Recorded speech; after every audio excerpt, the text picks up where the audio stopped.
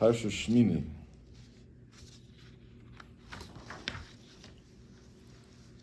Usmaimer is an explanation on the Medrash in this week's Parsha.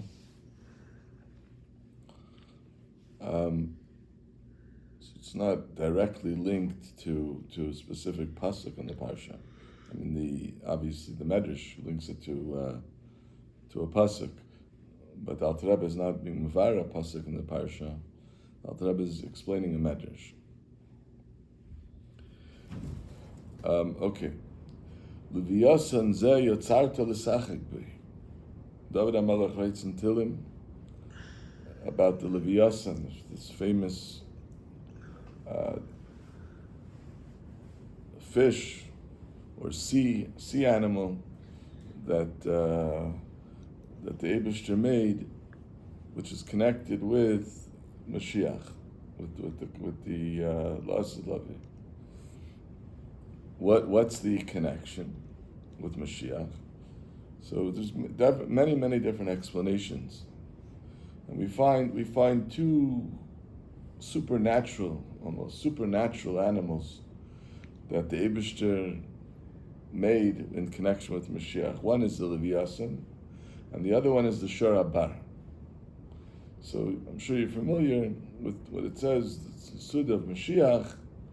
There'll be Leviyasan and Shor Bar, which simply understood would mean that at the Leviyasan they're going to be serving delicacies, and the delicacies are going to be from this Leviyasan and from this Shor Bar, this ox.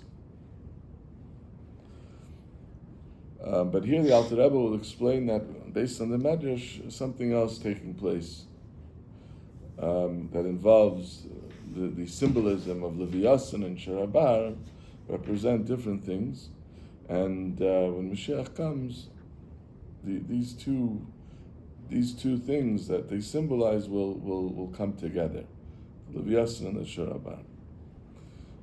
Okay, Isa Medrash Parshas Shemini, Parshas Gimel. So it says, Bahames uLeviyasan hein knigen shel tzadikim la'asad lavi. Bahames is referring to the Shor Bar. Leviyasan, as we said, is this sea creature, and the Medrash says that between the Shor Bar and the Leviyasan, there's going to be a knigen. A knigen means a match, a war, a fight. Just like they do, you have, now there's humans, we do boxing, v'chulu. Over there used to have two animals, and the animals would partake in a type of war, a type of battle between each other. So the Medrash says that this is going to be the knigen of tzadikim. Knigen is the description of that battle that takes place. It's a knigen is the battle, but also denotes a certain type of pleasure, a certain type of just like we understand when people watch a sports match. So there's a certain tainug, pleasure that takes place to see who's going to win, and the more the challenge, the bigger the tainug. And so nobody wants to see a blowout. That's not it's not so interesting. When you see a close game and who's going to win, so it describes in other places regarding a different Indian, but the king watches a fight between a lion and an other animal, and he tries to help the lion, tries to help the other animal. In other words, he's creating a competition here. The more the competition, the greater the tainug. So this is the knigen that will be for the tzadikim la'asad lavi. What's going to be the result of this knigen? So it says, Bahames netetz la'leviyasan b'karna v'keri. The result is going to be that this Shara Bar will split, just like when you cut a fish. You cut it open the length. It'll split the Leviathan with its horns, and it'll rip it apart. And Leviathan, and this Leviathan, the sea creature, is Netetz la Bahames b'Snapira v'Nechare, and that it's going to slice with its fins the Shara Bar v'Nechare, and it's going to stab it, stab it all the way into its heart, and kill it. This is the Knigan. So interesting, when you look in the Medrash says, the Mefarshim say in the Medrash, that the Knigan, we know that you're not allowed to participate in these type of watches and participate in the competitions that the Goyim go. And one of the things it says the Moshe of Leitzim, and you're not allowed to sit and partake in these idol things. So the Medrash seems to emphasize, according to this explanation, that the Knigan, that those that were the tzaddikim, meaning to say that they didn't participate in the Knigan of the world like other people do, so they're going to merit a different type of Knigan, a different type of challenge, a different type of tainug, pleasure, and that's going to be between the Leviathan and Shara Bar. Okay, so this is the imagery. This is the description that takes place. Then the Medrash continues.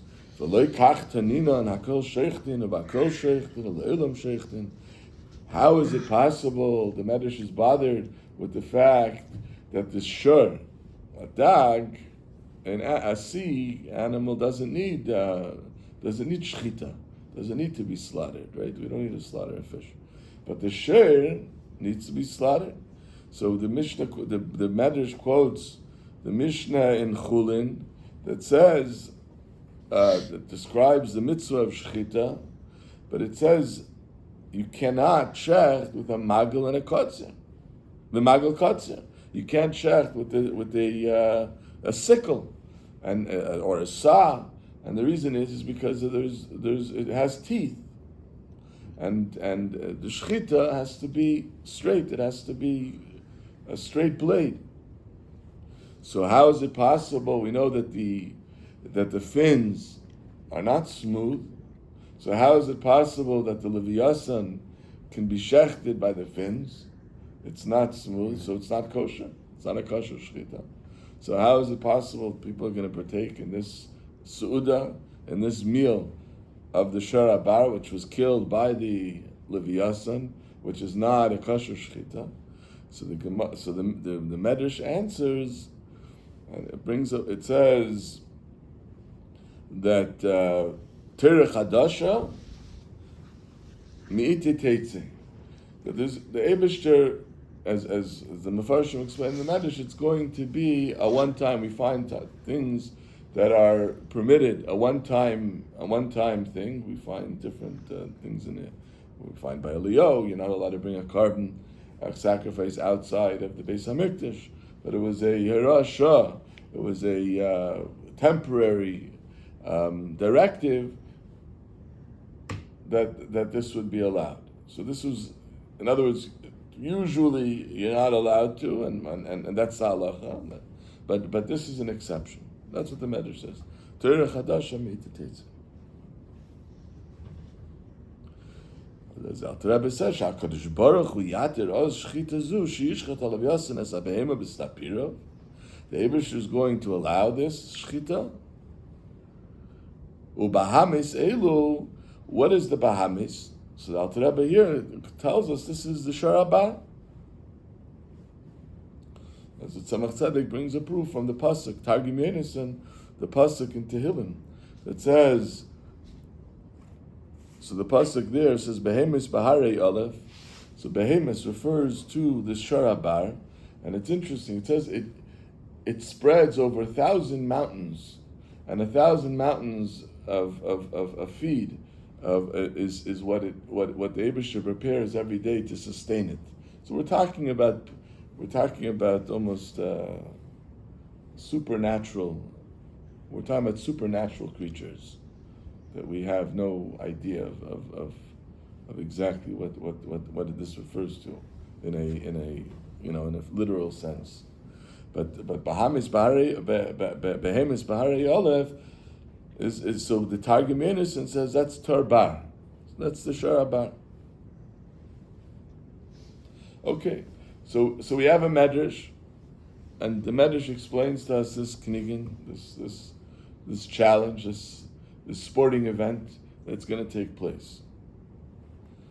And we find that the shechita that takes place is a different type of shechita. It's a shechita with a tool, with the fin of the fish, which is not straight. So there's teeth to it. It's right. Now the idea of shechita, the Alter Rebbe will explain later. The idea of shechita is to draw, to elevate. Just like, well, what are we doing when we shecht an animal? We're taking the animal from being unworthy to be eaten. It's not kosher. It's a live animal, and we're elevating it to be able to be eaten. Like we learned last week, to elevating the food. This is elevating that it should be able to be food and consumed, to be able to be used for to be elevated to serve the Eibusher. So that's the concept of shechita. But you have two types of shechita. You have the regular shechita, and you have the shechita that takes place with this type of mechanism where it's not straight. The blade is not straight. It's what's it called? It's called serrated. Serrated. Yeah, it's serrated. That's the type of shechita it is. Which means, that the Alter Rebbe explained, that one type of shechita is one elevation, but when it's serrated, it's a lot of elevations. You go up, you go up, and then pause, up, pause, etc. And that's the difference. What's going to happen when Mashiach comes, this type of shechita, this type of elevation requires a elevation in pauses, and that's why this shechita. So this shechita, that's what it represents. Okay.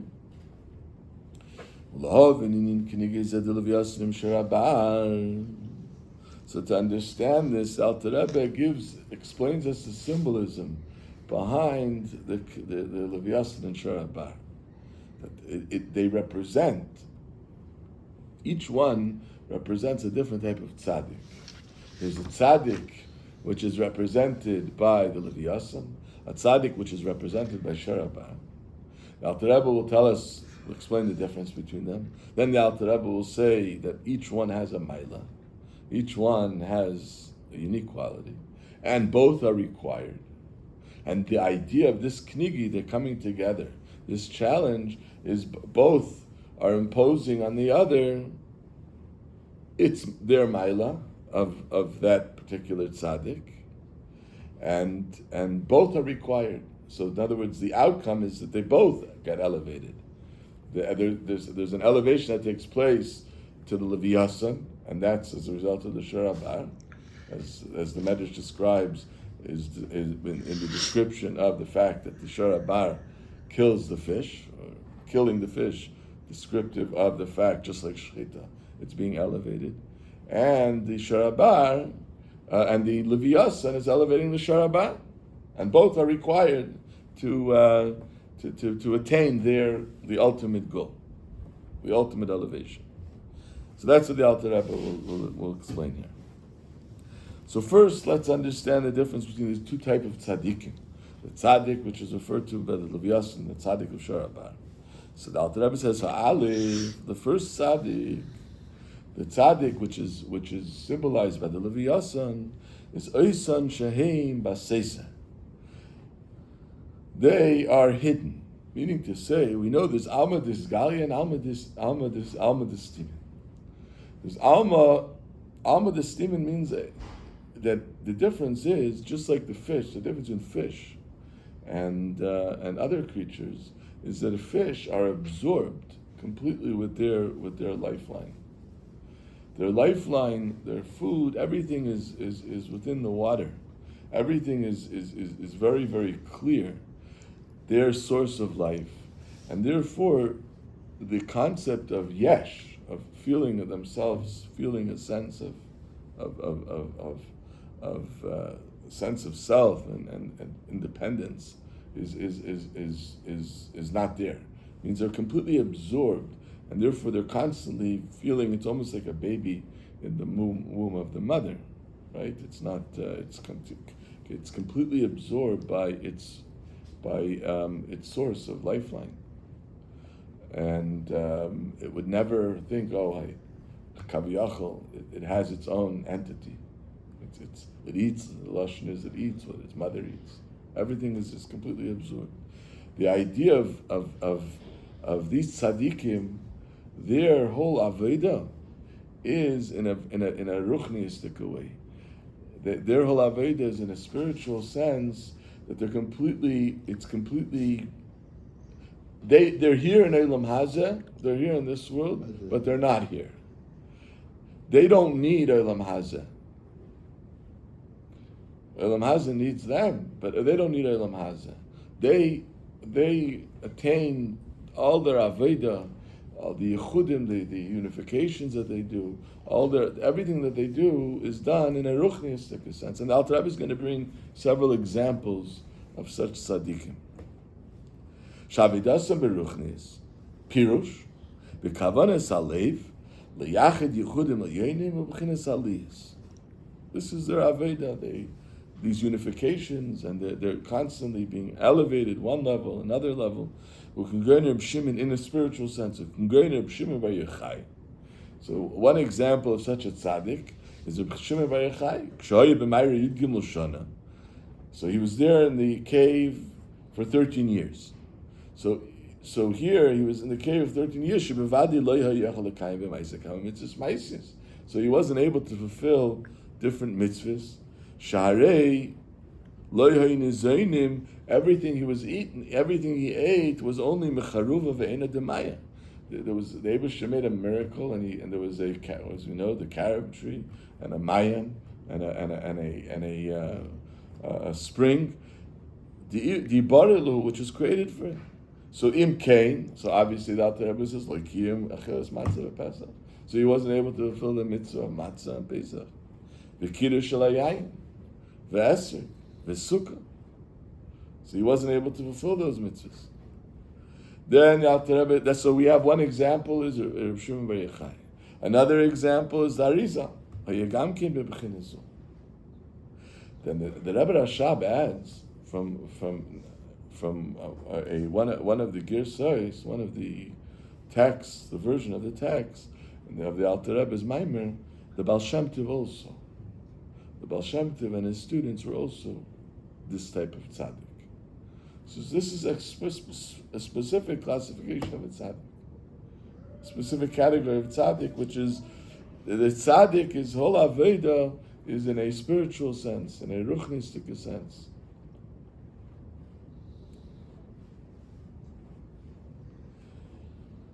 Vahabeis, and the second type of tzaddik, and that's leviyasa. The second type of tzaddik, heim oisen tzaddikim shem begilui. So that their people, their aveda is in a gilui way, in a revealed sense, meaning to say that this is alma dis galia.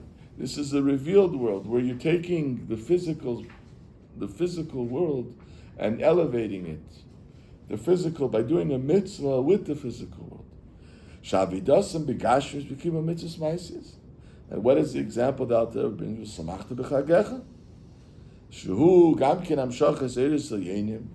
So that they are bringing down also by the fact that they're doing a mitzvah, they're bringing down very high areas. Moed Havaya. The Moed Havaya is called Moed Havaya because they're bringing down from a high level of Havaya. V'asimcha hu agili ein tzeiper chushnim shechem izgala. And the v'samachta b'chagecha, this joy that they have in Yontiv is not a physical joy. It's a physical joy we have that the Alter Rebbe is going to say it comes about through simcha, basar, yain, etc. But what is happening? This is the hamshacha of the havaya, which is being revealed, and that being simcha comes when something is revealed. The hamshacha is why they are mitzvahs. This simcha comes through a mitzvah, bu'uvda davka, by doing a ma'isa. Kamayim Razal Shvizman Habayis in Simcha Basar. That the time of the Beis Hamikdash, what was the mitzvah? What was the simcha? Was with bringing a carbon. The Hainu Shalmi Simcha. That was one of the carbonas. Shem Yivim B'chol Yom Tiv. That every Yom Tiv they would bring it. V'achshav ein Simcha l'B'yayin. Come on, now where is the simcha? The simcha is B'yayin. The Ikra, and Alter Rebbe continues to explain this group of tzaddikim. The Ikra Hamshacha is b'Pesach Haydei Matzah. How are they bringing down the Hamshacha, these high, lofty levels that they're bringing down as a result of doing the mitzvah? So with Pesach, they bring it through eating matzah. Or b'Shavuos, they matan Torah. Do you know anybody by this kind of tzaddik? What's that? Do you know anybody like this kind of tzaddik? Which one? Like the one with the physical things. Most. Baruch was but here we say it's begala, it's revealed. So it's this is the most tzaddikim are like this. Most tzaddikim are of the second category. like who? I'm not in the position to pass judgment on tzaddikim. Oh. You have to be a tzaddik to know who's a tzaddik. Understand? Yeah. We don't know who's a tzaddik. Like we said, Shemen Baruch The Alter Rebbe was in the position to tell us which tzaddikim, but we're not. I would have to be a tzaddik to tell you who's a tzaddik. I think you're a tzaddik, but I don't want to tell anybody because you're one of those Nistara, one of the hidden tzaddikim. I agree. Anyway, so interesting. Alter Rebbe says Shavuos Aidei Matan Torah, as if Matan Torah is a physical thing. The Alter Rebbe is bringing examples of things that are connected with Maisa, with action. I'm not really sure what the physical aspect of Shavuos is. I mean, there's a Yantiv, but I guess the aspect of Shavuos that you're observing, we say, is Man Matan Torah Seino. It's the time of Matan Torah. Ubisukkis Aidei Sukkah V'Lulav Uminav, and Sukkis is through the Arba Minim. Ubulade Zeh Yev Shel Hamshich Klal. And without doing the Maisa, without doing the mitzvah itself, you're not able to bring down this Hamshacha, draw it down Milamayla, this Gilui, this revelation. But the Tzemach Tzedek adds in the note, Aval Reb Shimon Bar Yochai, Shahayim Emchinas Leviyasan, the Nune Yama, the Ozan Beyabashta, that Reb Shimon Bar Yochai, which we said was from the first group of tzaddikim, which was the Leviyasan. So him shecham shach is kshayi b'mayra yidei yichudim v'aliyas. So he did it not through the maisa, the physical act. He did it through unifications, through unifying Hashem's name, and going up, having aliyas on neshama. The neshama goes up to a higher place, and through that aliyah, it attains all these lofty levels. And through that it brings down, it brings a revelation in the world, a gilui elikus, not through the mitzvahs themselves, the maisa mitzvahs. And another example is the avis. The avis they didn't do. For example, Avraham Avinu and Yitzchak, their mitzvahs they did. It says in a ruchnistic way. Yaakov Avinu talks about the Yaakov Avinu tefillin, right? How did he do tefillin? He did it It says that he used the makal, he used the staff, but it wasn't. It was a different Indian. In other words, it was more of a. It was more of a prop, not so much the mitzvah itself being done. It wasn't that he was doing the mitzvah with the makal. And the proof is that if you did the mitzvah with the makal, then the makal itself would remain holy.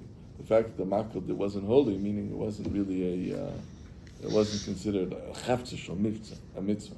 He did an object of a mitzvah. Okay. Be'emes, says the Alter Rebbe.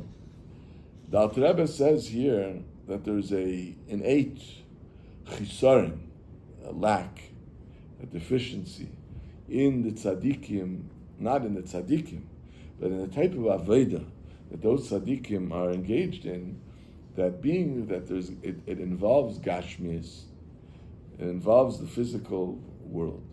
So there is limitations.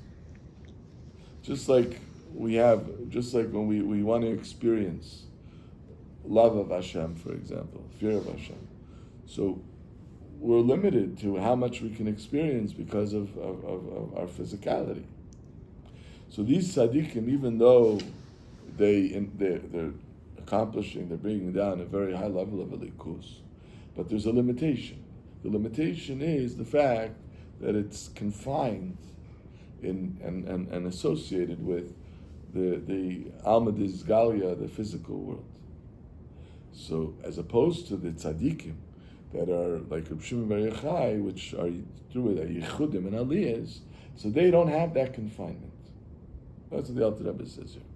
V'ine be'emes iyaf shelahagia onerin b'lashon shelakusu yisbarach ha'idei aveda agashmis.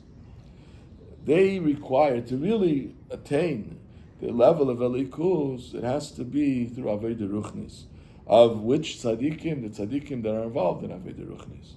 The aveda ruchnis is the first level of tzaddikim. V'heim nikraim nuneyama. They're referred to as nuneyama, the fish of the sea. Kedagim elu shayam mechas aleim. So just like the fish that the water covers over them, as we said before, kachem mechanis almudis kasya. So their whole life, their whole experience and reality is almudis kasya. They're completely covered over. They're completely immersed with their source, with godliness. V'yeshtem b'chol dar v'der, and every generation has them. So the Alter Rebbe says every generation has these tzaddikim. V'yeshtem b'chol dar v'der shehem tzaddikim shebaseser. That's what they're called.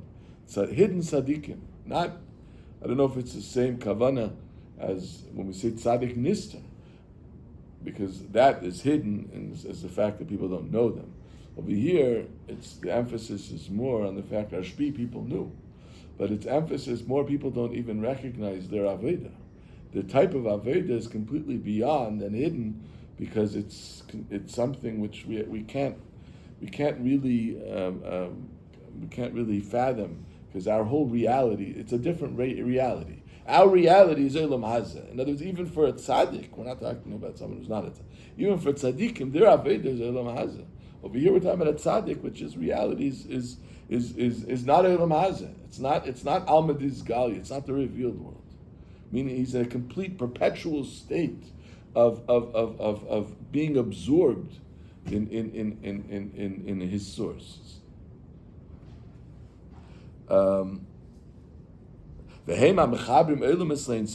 these tzaddikim, their function, besides what they're doing on their own, themselves, but their function is to connect the world with Ein Sof.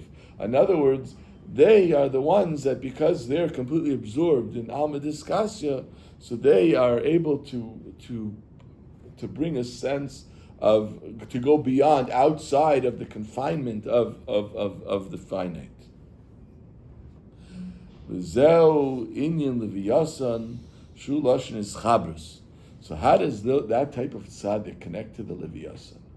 So we said before, leviyasan is a sea creature. A sea creature, just like a fish, in water, so the sea creature is immersed in its source. But here the Alter Rebbe connects it to the word itself. The word Leviasan is lashon, like we know to Levi is Levia, is part of the mitzvah of to escort. It's a connection, escorting your guests. All right. Here is the Leviasan is the connection. This is chabrus, kamei hapam yulav ishi elai. The connection of connecting the world with Ein Sof.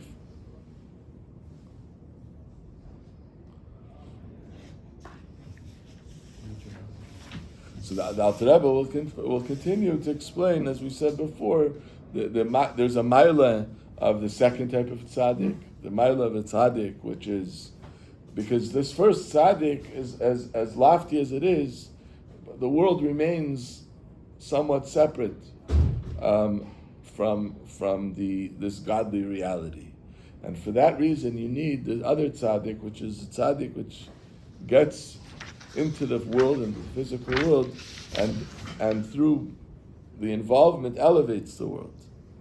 So each one has a maila. There's a maila of the tzaddik, which is represented by the Leviasan, and there's a maila of the tzaddik, which is the Sharabar. And the Leviasan elevates the Sharabar, because the Sharabar is confined within the reality of Alma Dizgalia, the world, so the Leviasan elevates it. But that elevation can't be done in one go. It requires pauses, so that it can be elevated to each level separately. And that's the idea of the shchita that is done with the snapira, with the fins, to the sharabar, to the other type of tzaddik, which is done in an incremental way.